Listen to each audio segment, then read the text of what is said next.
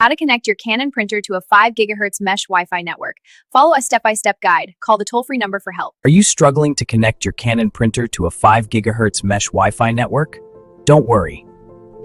In this step-by-step guide, I'll show you exactly how to fix it fast. First, check if your Canon printer supports 5 GHz Wi-Fi. Some older models only support 2.4 GHz. You can verify this in the Network Settings menu. Next, go to Wireless LAN Setup and select your mesh network name. If your router combines 2.4 and 5 GHz bands, you may need to temporarily separate them in your router settings.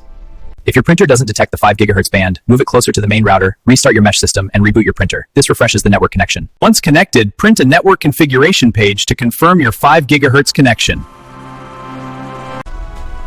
You're now running on high-speed wireless performance. If this helped you, like the video and subscribe for more easy tech setup guides. Stay connected and stay productive.